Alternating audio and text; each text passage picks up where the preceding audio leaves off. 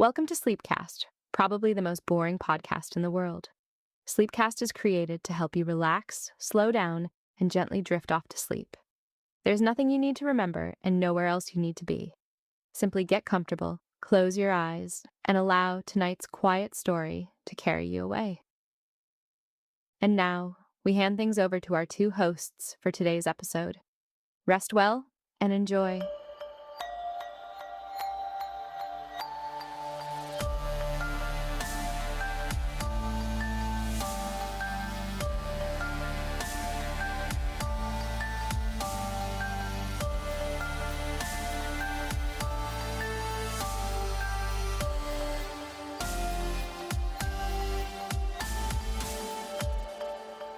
You know, when you hear about like an asset selling at auction for $16.5 million, your mind instantly goes to a very specific set of images. Right, yeah, you picture something incredibly grand. Exactly.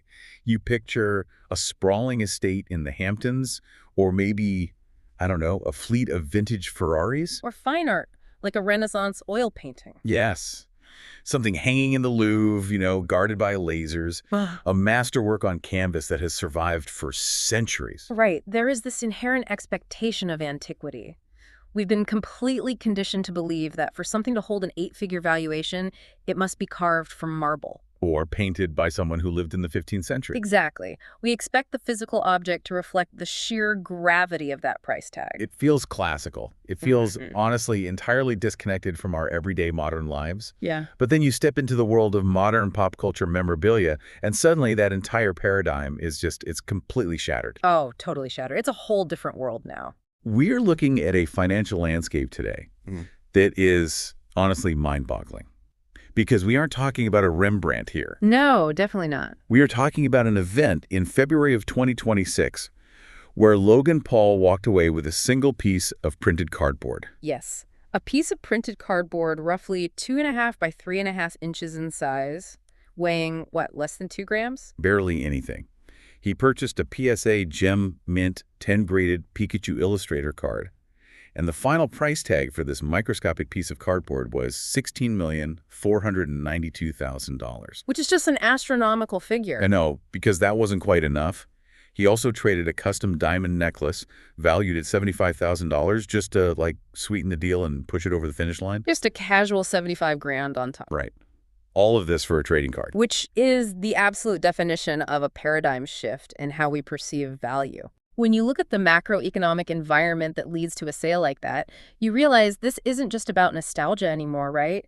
It represents this fascinating evolution into alternative asset classes. Because the wealthy need new places to put their money. Exactly. For ultra-wealthy speculators, particularly during periods of economic shifting, traditional fiat currency, or even standard blue-chip stocks, they might not offer the unique leverage they're looking for.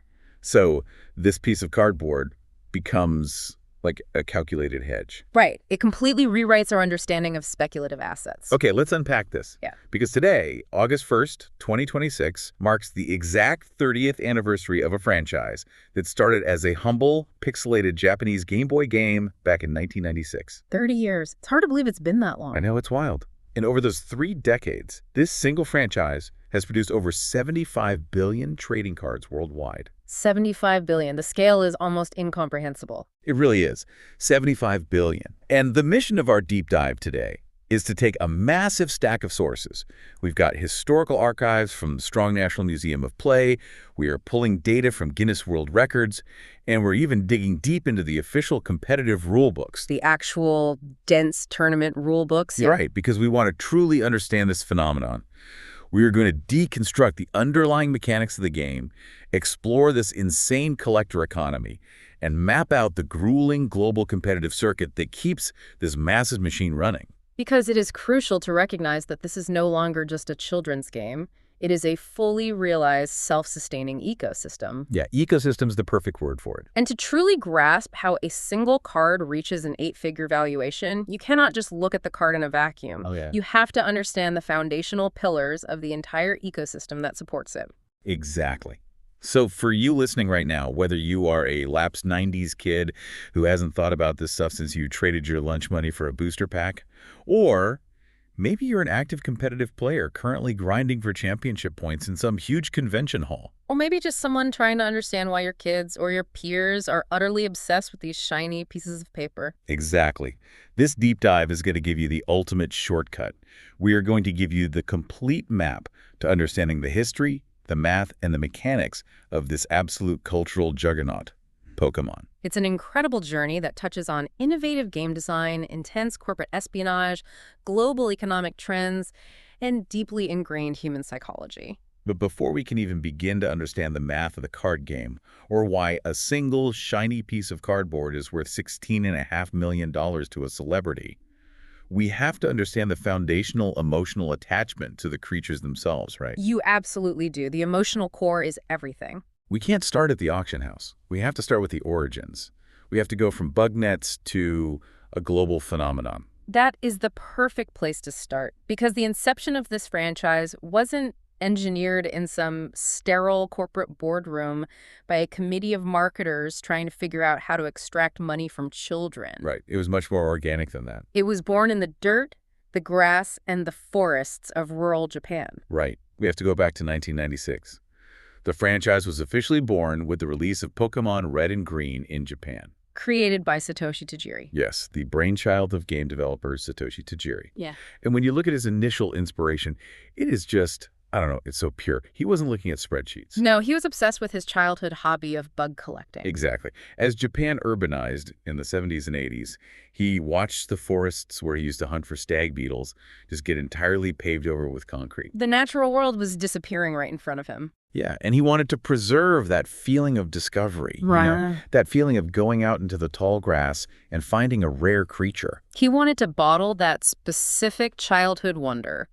And the catalyst for turning that feeling into a digital reality came when Nintendo released the Game Boy handheld system in 1989. The classic chunky gray brick. The very same. And the Game Boy featured a piece of hardware that, frankly, most developers at the time saw as a clunky gimmick. Wait, you mean the Game Link cable? Exactly, the Game Link cable. It was essentially just a physical wire that allowed two Game Boys to connect and talk to each other. Right, like I remember using it to play Tetris against my brother. Exactly. Most developers used it for simple head-to-head games like Tetris. But Tajiri looked at that physical cable and had a completely different vision. What did he see? He literally envisioned digital insects crawling back and forth between two Game Boy systems through that wire. Man. Which, from a creative standpoint, is a beautiful image. It's like taking a digital butterfly net and turning it into a global social currency. It really was a beautiful concept. But, I mean, from a business and game design perspective, I have to look at this and say, it's actually kind of a massive risk. Oh, an enormous risk. Think about it. You are essentially telling a kid who buys your game, hey, you cannot actually beat this game. You cannot complete the ultimate objective unless you go out and convince a friend to spend $40 on the opposing version of the game and then physically link your consoles together. Yes, you are gating the core completion of the game behind someone else's wallet. Exactly. That sounds like a massive barrier to entry. A recipe for a commercial flop. If we connect this to the bigger picture of game design, you are entirely correct that it was a massive risk. It defied all the conventional wisdom of single-player role-playing games at the time. It shouldn't have worked. But that massive risk is the secret sauce of the entire empire. Tajiri didn't just design a game. He designed a viral social loop before going viral was even a concept. Because the game practically forced you to talk to people. Exactly. The game was explicitly programmed to require human interaction. You had a roster of 151 monsters to collect, but your version of the game, say, Pokémon Red, only contained a specific subset of them. And Pokémon Green had the rest. Right. You could not catch them all alone. You were forced to take your Game Boy to the playground, physically plug it into your friend's Game Boy, and barter. You had to trade the creatures you caught for the ones exclusively available in their game. You essentially weaponized playground word of mouth. If you were the only kid in your school with the game was practically incomplete. You had to recruit your friends to play. That is just brilliant. It transformed a solitary digital experience into a highly interactive, community-driven social event. The Game Link cable wasn't just a wire anymore. It was a bridge between isolated players. And the original name for this project was Pocket Monsters, which perfectly describes what the game is. But when it came time to bring the game to the United States a couple of years later, Nintendo had to pivot. They had to make some major adjustments for the Western market. Right. They shortened it to Pokémon. Now, part of that was for boring U.S. trademark reasons, but part of it was purely practical. Yeah, the screen size issue. Exactly. They needed to fit the title onto the tiny, low-resolution screen of the original Game Boy without it looking like an unreadable mess of pixels. And that localization process was fraught with anxiety. Really? Oh, yeah. Yeah. The source material notes that there were significant initial concerns within Nintendo of America that these quote-unquote cute monsters wouldn't resonate with Western audiences at all. Because the U.S. market was so different back then. Right. The American gaming market in the late 90s was heavily skewed toward grittier, more action-oriented titles. There was a genuine fear that American kids would reject a game about capturing adorable, round creatures. That is so funny to think about now. There were even internal proposals to redesign the monsters to make them look more aggressive and muscular for the U.S. release. Which is wild to think about. Imagine a hyper-muscular, gritty Pikachu. Like some veiny, angry rodent. It completely ruins the appeal. It totally does. Thankfully, they stuck to their guns, and the original designs totally transcended those cultural barriers. They did. The original game sold over 23 million copies worldwide. 23 million. It became the best-selling RPG of all time. It cemented its legacy by entering the World Video Game Hall of Fame at the Strong Museum in 2017. And now, that original roster of 151 monsters has ballooned to, what, well over 1,000 different creatures? Well over 1,000, yes. And this brings up a quote from our source material that I think perfectly encapsulates why the franchise survived that initial cultural translation and thrived for 3 decades. Oh, from the professor? Yes. Heather Cole, a teaching assistant professor of game design at West Virginia University. She calls Pokémon a masterclass in character design. That's a huge compliment. What's fascinating here is that the longevity of the franchise isn't just about the statistical mechanics of the turn-based battles. Right, it's deeper than that. It's about the psychological hook of the art direction. It's about crafting creatures that people form a genuine, lasting emotional bond with. Yes. Because you didn't just look at a spreadsheet of attack stats and health points. You looked at a Charmander, or a Bulbasaur, or a Squirtle, and you felt a sense of ownership, responsibility, and genuine affection. You named them. You level them up. And that emotional attachment, combined with that incredibly potent social currency generated on the playground through trading it, created an absolute fever pitch of demand. A total frenzy. And this is the crucial pivot point. Because we are physical, tactile creatures.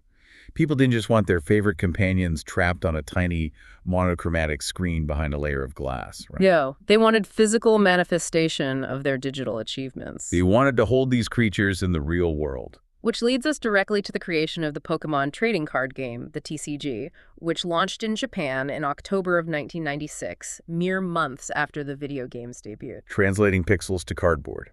This is where the story shifts dramatically. It really does. It gets a lot more corporate. We move away from the idyllic vision of a solitary game developer catching bugs in the woods, and we dive headfirst into cutthroat corporate battles. Oh, it gets incredibly cutthroat. Because the publication history of this physical card game is an absolute roller coaster of high-stakes business maneuvering. It is a fascinating case study in corporate alliances and betrayals. Walk me through it. Where did the card game start? So in Japan, the physical card game was originally published by a company called Media Factory. They did a fantastic job designing the physical mechanics and getting the game off the ground domestically. All right. But when the decision was made to bring the game to the United States in 1998 to coincide with the anime and the international video game release, Media Factory and Nintendo realized they had a problem. What was the problem? They didn't have the distribution network or the institutional knowledge required to penetrate the Western collectible card market. Ah, I see. They needed a Sherpa. Exactly. They needed a guide. They needed someone who had already conquered the American tabletop scene.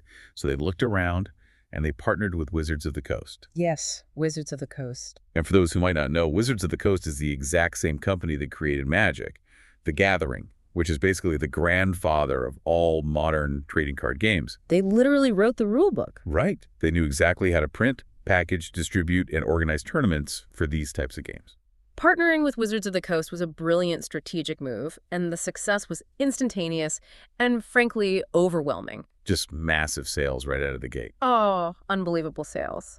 Wizards of the Coast reported selling 1,000 booster packs in less than 6 weeks. That's insane. The demand was so rabid that factories were running 24/7 just to keep cardboard on the shelves. Wow. And to put that into stark financial perspective, Pokémon made Wizards of the Coast more money in just a few short years than their legendary flagship game, Magic. The Gathering had made in its first 10 years of existence. Wait, really? That statistic is staggering. It's incredible. You have to imagine the executives at Wizards of the Coast just staring at their balance sheets in disbelief. This imported property about cute monsters suddenly became the undisputed lifeblood of their entire company. It completely dominated their revenue stream. In fact, it was so lucrative that Hasbro actually swooped in and bought Wizards of the Coast in 1999 for $325 million. Right, a huge acquisition. And industry analysts widely agree that acquisition was largely based on the sheer, unstoppable financial strength of the Pokémon license that Wizards held. Absolutely. But, as with all massive corporate cash cows, this honeymoon phase did not last. Far from it. When billions of dollars are on the line, alliances fracture quickly. Very quickly. So what happened? By 2001, Nintendo had established its own affiliate company, Pokémon USA, which we now know as the Pokémon Company. Okay, so they were setting up their own shop. Right. They had learned the ropes, they had built their own infrastructure, and they looked at the massive revenues Wizards of the Coast was pulling in and decided they wanted those highly lucrative U.S. publishing and licensing rights back in-house. They essentially wanted to cut out the middleman. Exactly. And in June 2003, they made it official. They took the publishing rights away from Wizards of the Coast. Ouch. And Wizards of the Coast did not just smile, shake hands, and walk away quietly, did they? Oh, no. They were losing their biggest golden goose. So in October 2003, Wizards actually sued Nintendo. Yes, and this wasn't just a simple breach of contract dispute. This got nasty. How nasty are we talking? They accused Nintendo of outright corporate espionage. Wow. They claimed Nintendo poached key high-level employees who had intimate knowledge of Wizards' proprietary distribution and marketing strategies. So they were stealing trade secrets, basically. That was the allegation, yes. Furthermore, they claimed Nintendo violated specific game design patents related to how trading card games function mechanically. Which is a very complex area of law, right? Trying to patent the mechanics of a game. Oh, incredibly complex. Wizards was essentially arguing that the Pokémon Company was utilizing structural game design secrets that fundamentally belonged to them. So how did it end? Well, this explosive lawsuit was eventually settled out of court, and the terms remain strictly confidential to this day. Of course they do. But the sheer aggression of the lawsuit highlights an undeniable truth. The monumental amount of money, leverage, and power that was at stake over these little printed pieces of cardboard. It really forces you to step back and ask, what is it about the physical game that made it so incredibly addictive and valuable? It has to be more than just cute art. Exactly. We know the characters are cute, but cute art doesn't sustain a competitive game for 30 years.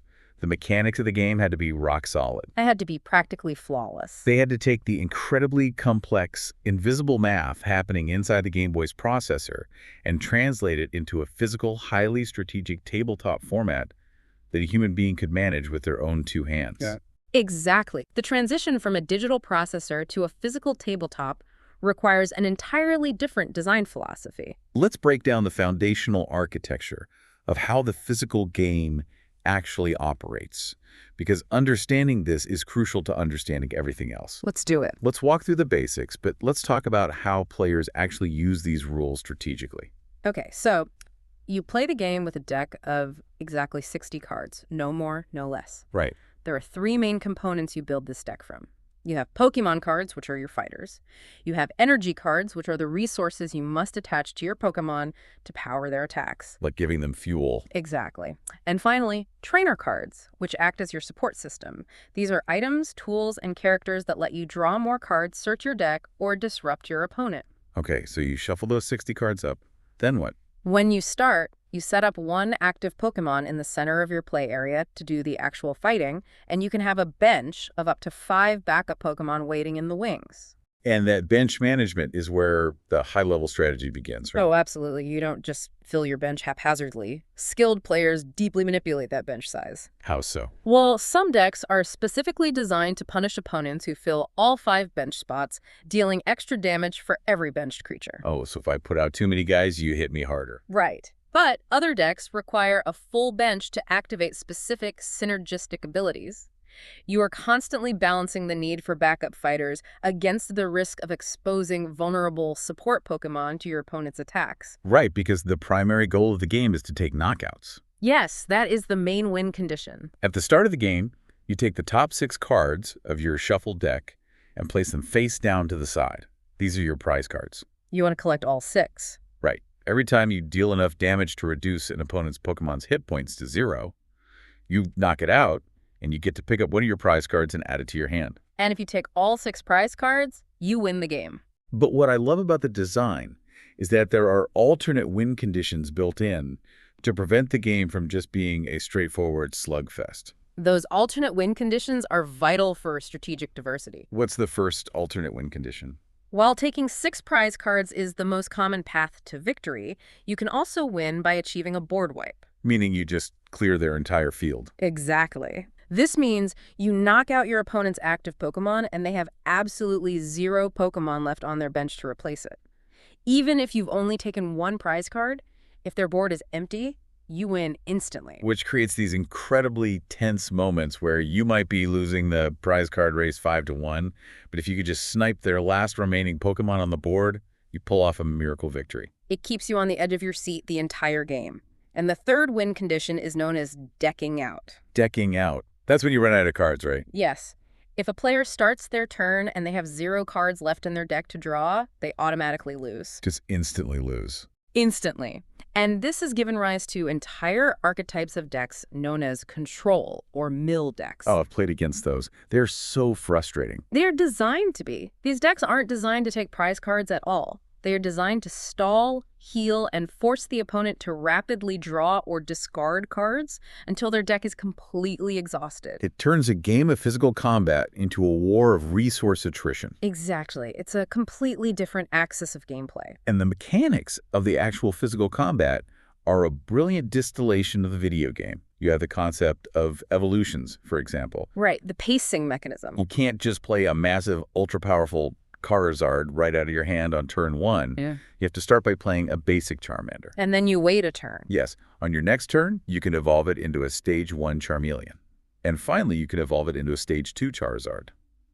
This creates a natural pacing to the game. You are building up your forces. You also have retreat costs. Right. If your active Pokemon is heavily damaged, you can pull it back to the bench, but it costs you precious energy cards to do so. You have to physically discard your resources to save your fighter. It's all about resource management. And of course, you have the foundational rock, paper, scissors typing system, which dictates weakness and resistance. A staple of the franchise. Fire burns grass, grass absorbs water, water extinguishes fire, and so on. If you hit a Pokemon for weakness, you do double damage. Now, this specific element, the typing system, raised a monumental design challenge for the original creators of the card game. What do you mean?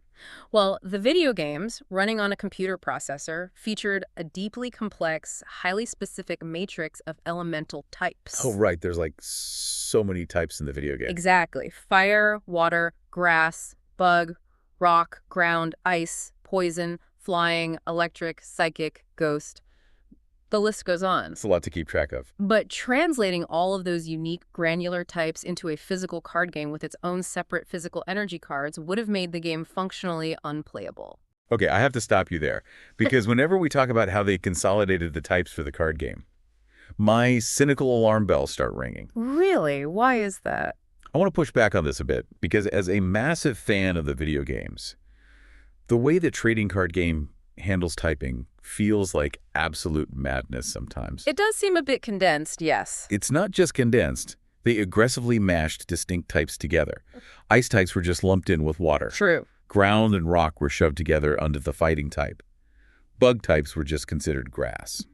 But the absolute most chaotic, head-scratching one is the poison type. Ah, yes, the wandering poison type. It is entirely wandering. In the original base set of the card game, poison Pokemon were categorized under the grass type. Right. Okay, fine. Plants can be poisonous.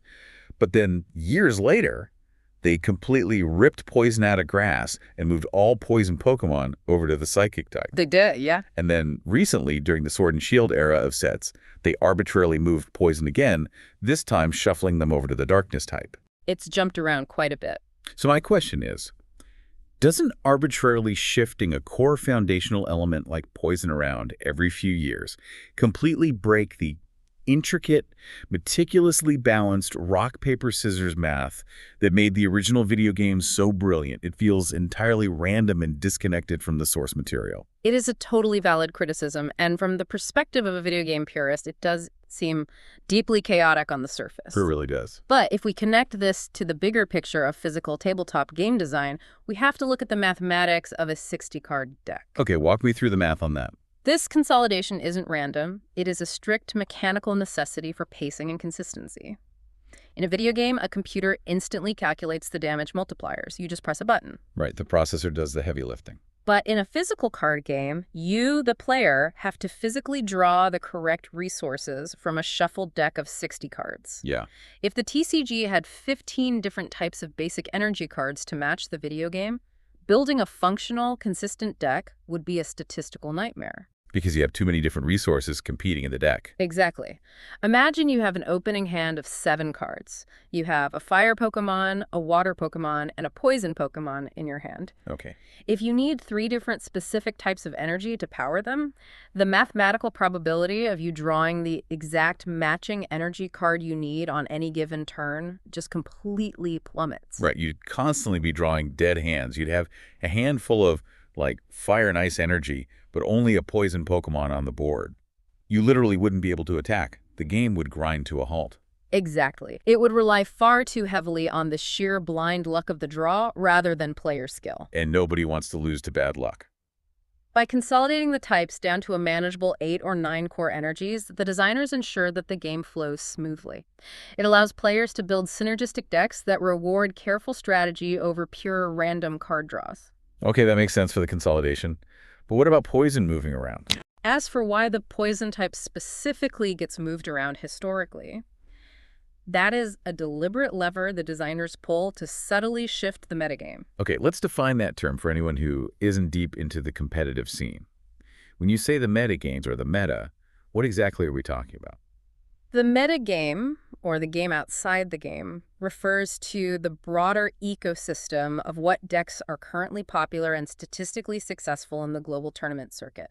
The trending decks, basically. Right. When you sit down at a tournament, you aren't just playing against the person across from you, you're playing against the mathematical probability of encountering specific popular strategies. So if a particular deck is dominating, the meta is skewed. If a particular grass-type deck is winning every major tournament, the meta becomes stale. So they use poison to fix it. Exactly. By moving the poison type from psychic to darkness, the designers can instantly change which decks are weak or resistant to poison without having to invent entirely new rules. I see. It is a behind-the-scenes balancing tool that keeps the competitive ecosystem fluid and healthy over different eras of play. That makes a lot of sense. It's about preserving the feel of the strategic combat without getting bogged down in a literal one-to-one translation of the video game's invisible map. It prevents dead hands and keeps the tournaments interesting. Right. But speaking of deep, obscure mechanics, we absolutely have to talk about sudden death. Oh, sudden death. It is a fantastic edge case. Because while you are managing your bench and calculating your energy draws, there is this incredibly rare edge case rule that I just love. Yes, the simultaneous knockout scenario. It doesn't happen often, but when it does, it changes the entire atmosphere of the room. Right. So picture this scenario. Both players have been battling for an hour. Resources are completely drained. Both players are down to their very last prize card. It is neck and neck. The next knockout wins the game. And then, one player uses an attack or a specific ability that causes reciprocal damage. Like Dust Noir, for instance. Exactly. The Pokémon Duskmar has a famous ability that allows it to instantly knock out an opponent's Pokémon. But the structural cost of using that ability is that Duskmar knocks itself out in the process. A kamikaze move. Yes. Both the attacking Pokémon and the defending Pokémon go down to 0 hit points at the exact same millisecond. The game forces both players to take their final prize card simultaneously. The game essentially results in a tie. So what happens? Does the tournament organizer just flip a coin? No, the game triggers a highly structured sudden death match, and it is incredibly dramatic. Walk us through it. Both players are forced to essentially reset the entire board. They shuffle their entire 60-card decks. Just a total hard reset. But instead of laying out the standard 6 prize cards, they lay out just a single prize card. Wow. One card. It transforms a long, calculated marathon of resource management into a hyper-tense, fast-paced sprint. The very first player to secure a single knockout wins the entire match. That completely changes the way you value your cards. Completely. You aren't building for the late game anymore. You are throwing everything you have into an aggressive turn 1 or turn 2 strike. It is a thrilling edge case that really proves how mathematically robust the core rule set of this game actually is. It accounts for every possibility. It's beautifully designed. So you have these deep, robust, mathematically complex rules, and that creates a genuinely fantastic, highly competitive game. Yes. But here is where the story pivots again. Because the ever-shifting mechanics, combined with this incredibly varied, beautiful artwork, didn't just create a tabletop game. No, it created something entirely different. It created a speculative asset class.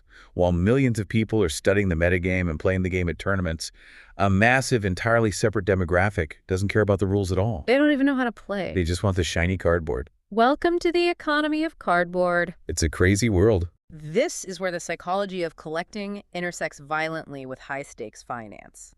And to understand this economy, you have to understand the artificial scarcity that the manufacturers have brilliantly engineered into the product. And it all starts with the rarity symbols. It does. If you take a standard Pokémon card and look at the bottom corner, you'll see a tiny, almost microscopic symbol. A simple black circle means the card is common. You'll get plenty of these. They're everywhere. A black diamond means uncommon, and a black star means rare. In 1999, pulling a card with a black star that had a shiny holographic foil background was the absolute pinnacle of excitement. Pulling a base set Charizard was the dream. But in the modern era, a standard rare is just the tip of the iceberg. The manufacturers realized that collectors wanted harder and harder things to chase. The explosion of modern rarities is astounding, and it is entirely designed to keep the psychological hook deep in the collector's brain. What are we looking at today? Today, you don't just have holo rares, where the background picture is shiny. You have reverse holos, where every part of the card except the picture is shiny. Okay. But those are still relatively common. The real economic drivers are the hyper-rare chase cards. The ones that have odds of like 1 in every 500 packs. Exactly. You have full art cards where the traditional border is removed and the illustration covers the entire physical surface of the card. Those look amazing. They do. Then you have secret rares, which are mathematically scarce cards that literally have a collection number printed on them that is higher than the official set limit, for instance, card number 205 out of a 200 card set. Oh, so they are secretly injected into the set. Right. And then you get into the rainbow rares, which are entirely textured, completely covered in a monochromatic rainbow foil that catches the light in a very specific way. And if you are lucky enough to pull one of these hyper-rare chase cards from a $4 booster pack, the culture of collecting has changed so drastically that you don't just slip it into a plastic binder anymore. Oh, no, the binder is completely obsolete for high-end cards. You immediately send it off to a professional third-party grading company. We are talking about institutions like PSA, CGC, or Beckett. You pay them a premium fee. And they use magnifying loops and precise measuring tools to scrutinize the card. They're looking for microscopic flaws. They are analyzing the centering of the printed image on the cardboard. Is it perfectly 50-50 from left to right, top to bottom? They are checking the corners to ensure there isn't a fraction of a millimeter of whitening on the edge. They are scanning the glossy surface under harsh light to look for factory print lines or tiny scratches. And based on that microscopic analysis, they encase the card forever in a tamper-proof, sonically welded acrylic slab, and they assign it a grade from 1 to 10. And achieving that flawless PSA 10 gem mint grade, that is the holy grail. The value jump is insane. A PSA 9 might be worth $50. The exact same card in a PSA 10 slab could be worth $500. Just because of a tiny number on the plastic. That tiny arbitrary number at the top of the plastic slab sets the absolute ceiling for the market value of the asset. Which brings us full circle to the hook we open this deep dive with. The $16.5 million card. The Pikachu Illustrator, purchased by Logan Paul. Now that we understand rarities and grading, let's really look at this specific object under a microscope. Let's do it. Why this card? Out of 75 billion cards printed over 30 years, why did this specific piece of cardboard become the most expensive trading card ever sold in the history of the world?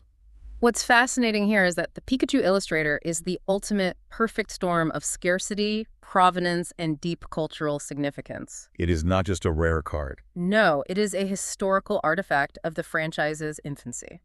Let's look at the provenance first.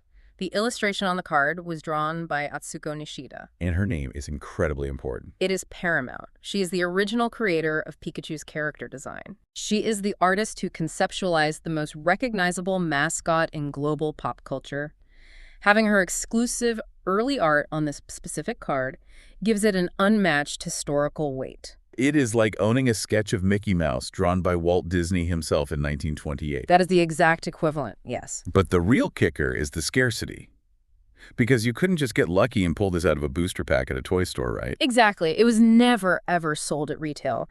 The public could not buy it. So how did anyone get it? It was manufactured exclusively to be given out in 1997 and 1998 as a prize for 3 specific illustration contests run by a Japanese manga magazine called Koro Koro Comic. Ah, so it was a contest prize. Children had to draw their own Pokémon, mail them in, and the winners received this card in the mail. Because it was a prize for artists, it is the only card in existence that has the word illustrator printed at the top instead of the standard word trainer. That is such a cool detail. How many are there? It is estimated by historians and grading populations that only 41 of these cards were ever printed and distributed. 41 cards on a planet of 8 billion people. It's practically a ghost. And when you factor in that these were mailed to children in 1998, kids who threw them in backpacks, put them in their pockets, or just lost them, the survival rate of these cards in good condition is abysmal. Most of them are probably ruined. Which brings us to the final piece of the $16.5 million puzzle.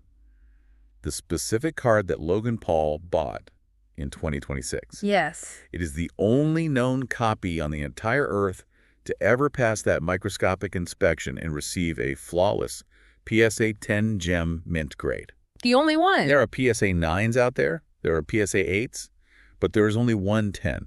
It is a true one of one in that immaculate condition. It is quite literally the Mona Lisa of Pokemon cards. And that kind of astronomical headline-grabbing valuation at the absolute peak of the market has a massive cascading psychological effect all the way down to the retail level. It drives everyone crazy. When people see a piece of cardboard sell for millions, they don't see a game anymore. They see a lottery ticket. And that mindset fuels this incredibly strange modern phenomenon of speculative pack opening. Oh man, the pack ripping stream. You've seen them, I'm sure. If you spend any time on TikTok, Twitch, or YouTube, this culture is inescapable. You have these influencers and streamers who set up a camera pointing straight down at a mat, and they sit there for 6, 8, 10 hours at a time, just rapidly opening sealed booster packs live on camera. Just tearing through product. But the twist is, they aren't keeping the cards. Viewers in the chat have paid the streamer inflated prices to open the packs for them. It is a deeply parasocial financial transaction. It really is. The viewer is paying for the sensory experience, the sound of the foil crinkling, the suspense of the slow reveal, the exaggerated screaming reaction of the streamer when a shiny card is pulled. It is exactly like modern-day digital lottery scratch-offs, except Wow. it's even weirder. You're sitting on your couch, watching someone else scratch the ticket with a quarter, hoping that they hit the jackpot for you. That's a great analogy. And if they pull a rare card, they put it in a plastic sleeve, yell your screen name, and mail it to you. And the economic result of that streaming frenzy is absolute retail chaos in the real world. Oh, it ruins it for everyone else. Because these streamers, along with independent investors and speculators, know that sealed product will always hold value. So they deploy automated software bots to scrape the websites of big box retailers. So they buy it before you even have a chance. The absolute second a new set of booster boxes goes on sale online, the bots buy out the entire inventory in milliseconds. It creates a massive bottleneck. The physical cards have become tangible, highly liquid anchors in an increasingly digital world. But in doing so, they have triggered the gamification of gambling for a demographic that often includes very young, impressionable audiences. It's a huge problem. You have parents going to the store to buy a toy for their kid, and the shelves are completely, utterly barren because a speculator in another state bought the store's entire pallet to open on TikTok. It is a modern gold rush. There is no other way to describe it. And like any gold rush where billions of dollars are swirling around, it comes with its fair share of absolutely bizarre legal controversies. We mentioned the corporate espionage one earlier. Right, Wizards of the Coast suing Nintendo. But we absolutely have to talk about the Uri Geller lawsuit. Yes, the Uri Geller case. Because if you want to understand the strange intersection of pop culture and international law, this is one of the strangest pieces of Pokémon history on record. It is a remarkable story of brand collision, and it shows how carefully the company has to tread on the global stage. So for context, we need to explain who Uri Geller is. In the 70s and 80s, Uri Geller was a very famous illusionist and self-proclaimed psychic. He was a household name. He was best known globally for his signature television trick. Yeah. He would hold a metal spoon and appear to bend it using only the power of his mind. Right. Everyone knew the spoon-bending guy. It was a massive cultural touchstone. Right. And back in November of 2000, Uri Geller filed a lawsuit against Nintendo. Over a very specific card. Why? Because he looked at the franchise and saw a specific psychic-type Pokémon named Kadabra. Now, Kadabra is a bipedal, yellow creature with psychic powers. And the Japanese name is key here. Right. In the original Japanese version of the game, Kadabra's name is Yungera, which verbally sounds suspiciously similar to the Japanese pronunciation of Uri Geller. It does sound remarkably similar. And the most damning piece of visual evidence. Mm-hmm. What is the Pokemon Kadabra permanently holding in its right hand? A bent metal spoon. Geller and his legal team alleged that this was an unauthorized, blatant appropriation of his identity and his signature trademark. Which, I mean, you can see his point. He claimed the company was using his likeness to sell products without his permission or compensation. But the lawsuit didn't stop at copyright infringement. He went way further, didn't he? He went significantly further into incredibly sensitive territory. He also pointed to the specific geometric lines drawn on Kadabra's stomach and claimed they were anti-Semitic. Wait, really? He alleged they closely resembled the lightning bolt insignia of the Nazi SS. Wow. Now, obviously, Nintendo strongly, vehemently denied this. The cultural and public relations implications of that accusation were massive. A PR nightmare. A director at the company publicly stated they had absolutely no knowledge of any Pokemon being named after or based on the image of any particular real-world person, living or dead. They argued it was a total coincidence of design. But despite Nintendo's denials and the massive legal resources they possessed, the threat of this lawsuit was serious enough and the optics were damaging enough that Kadabra effectively vanished from the earth. Yes. The company made a highly calculated risk management decision. What did they do? Masamitsu Hidaka, a director for the Pokemon anime, eventually confirmed in an interview that to avoid further legal entanglement, the character of Kadabra would simply not be used in the trading card game until a formal agreement could be reached. They just erased him. And because the legal system moves incredibly slowly, and neither side wanted to budge, this resulted in a 2-decade-long embargo. 2 decades. From roughly 2003 until very recently, Kadabra was essentially blacklisted.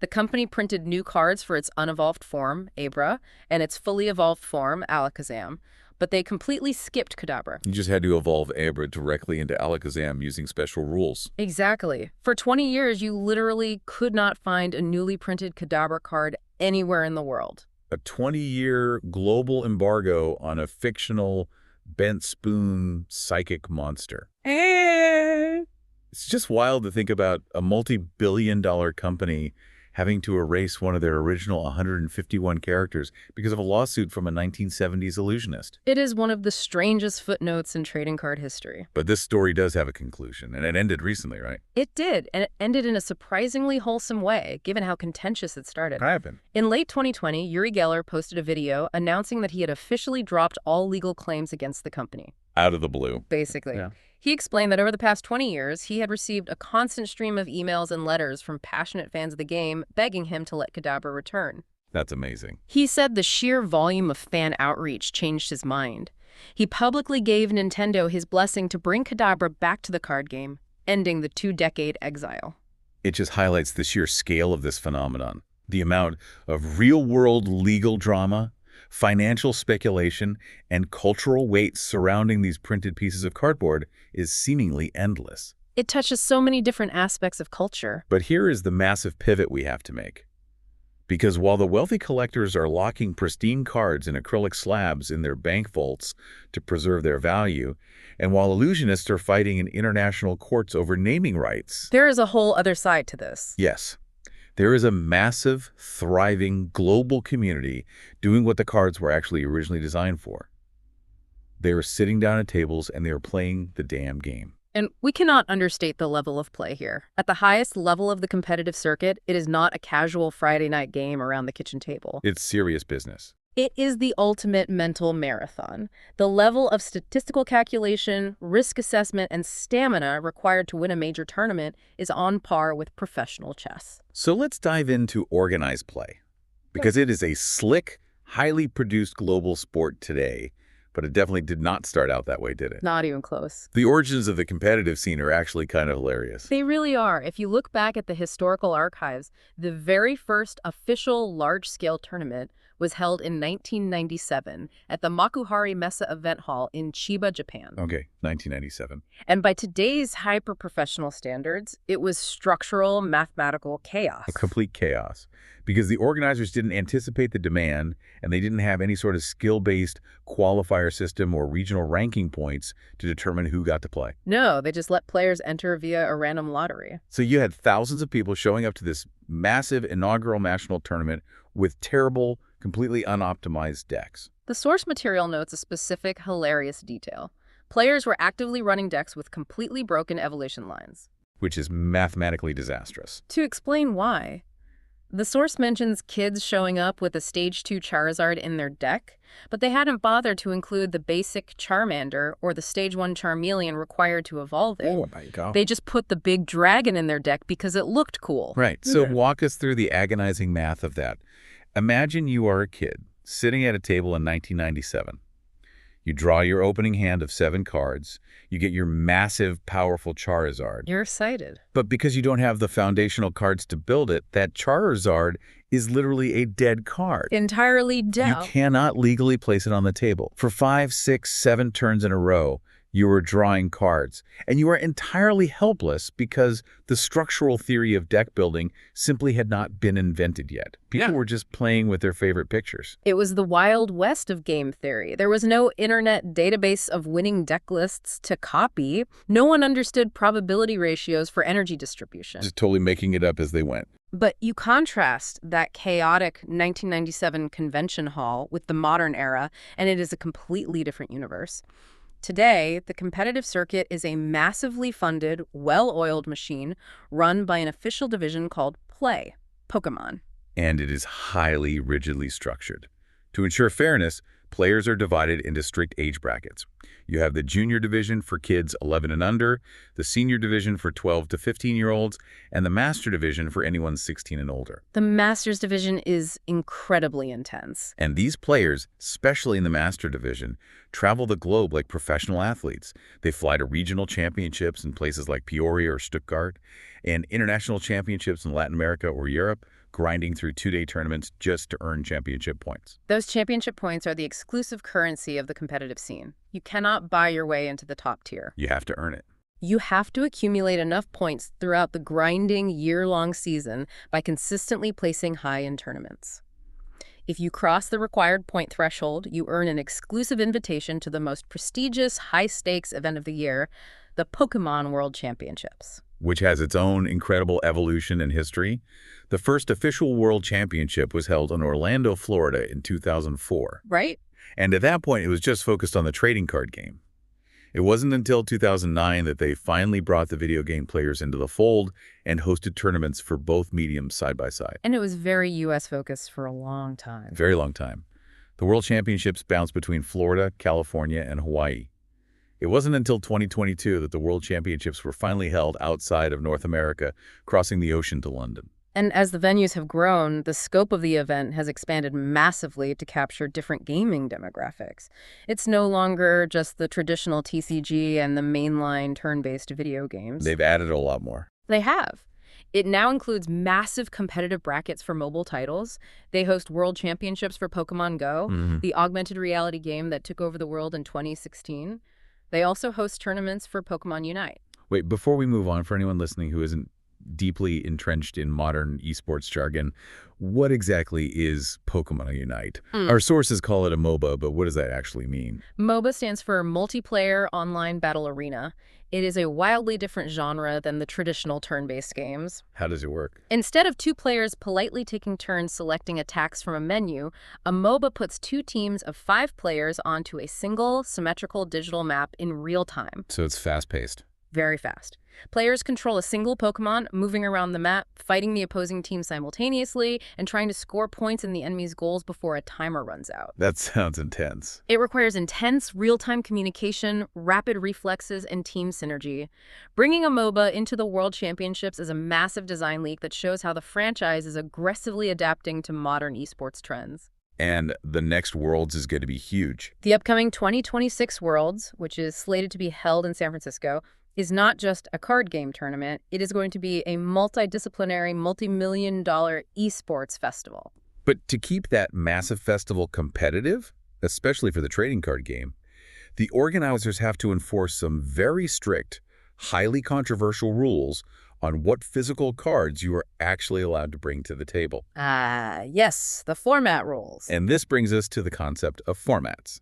Now, if you just want to play with everything you own, there is the expanded format, which allows a huge backlog of historical cards spanning many years. But that's not the main event. No. The main highly regulated competitive format, the one that will be broadcast to millions of viewers at Worlds in San Francisco, is called the standard format. And to maintain the balance of the standard format, play. Pokémon annually institutes a mechanism called rotation. Yes. Rotation is arguably the most controversial, hotly debated, yet mechanically essential mechanism in the entire competitive ecosystem. It makes a lot of people angry. It does. In simple terms, every single year, play.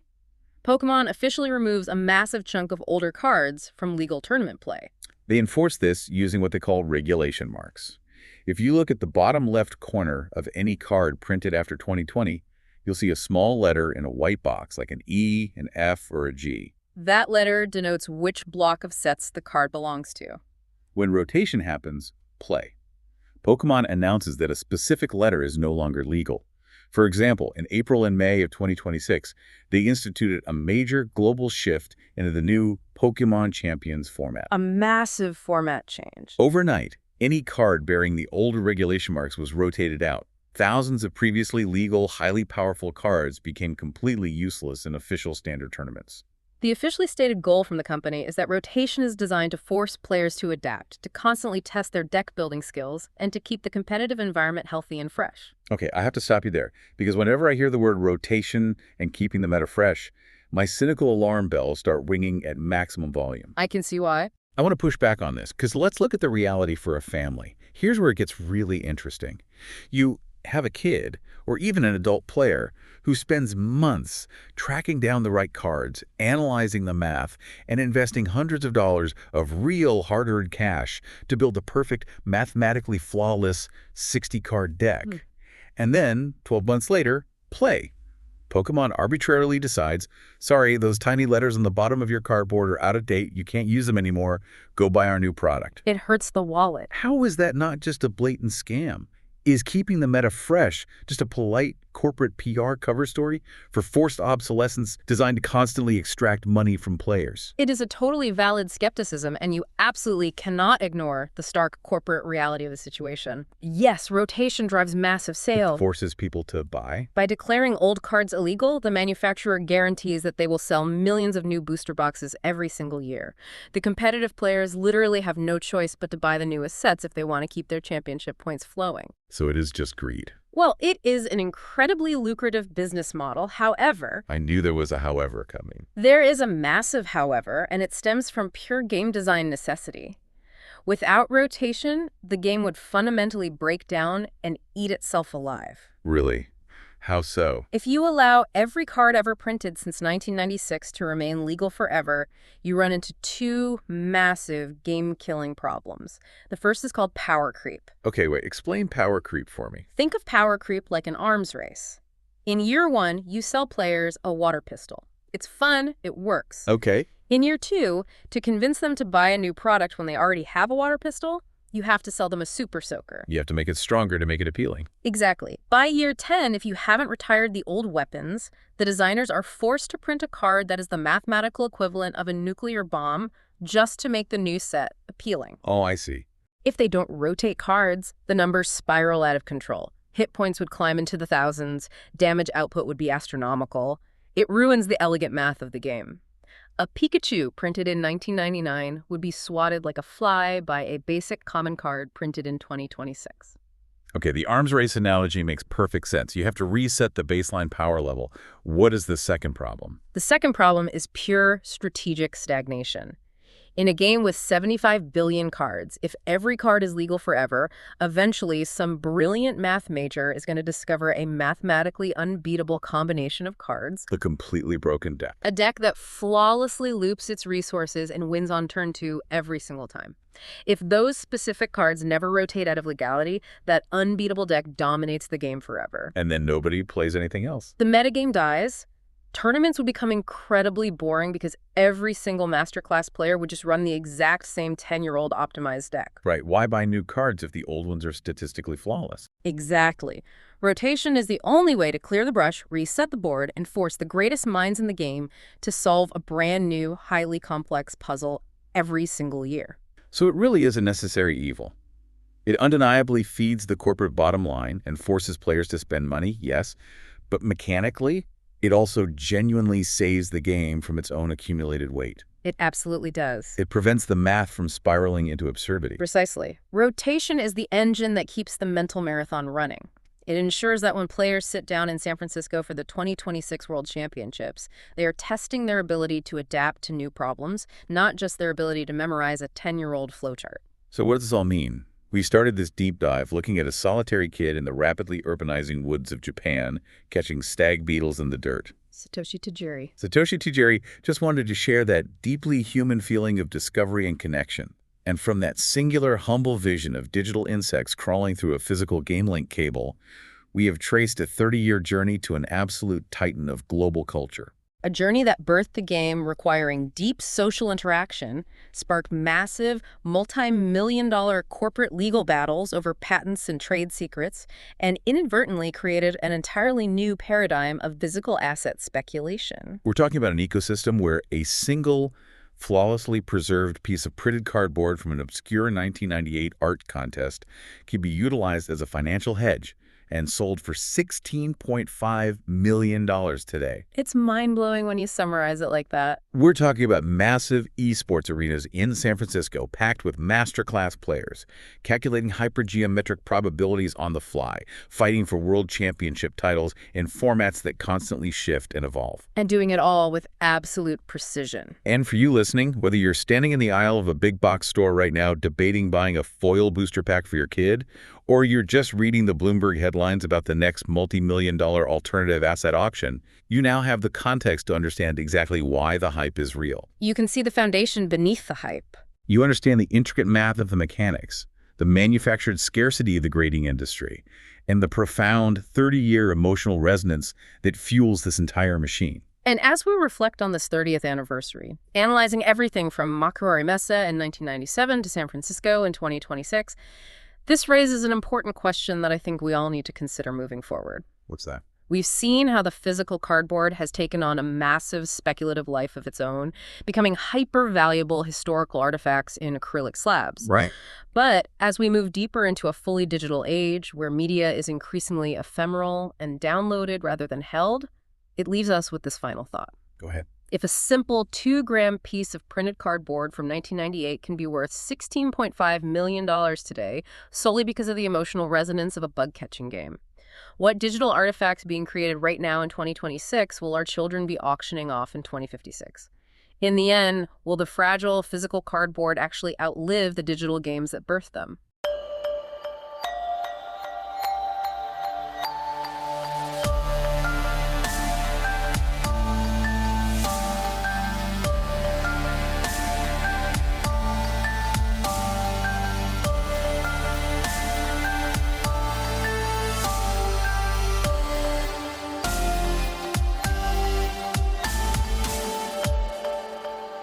And that brings another quiet episode of Sleepcast to an end.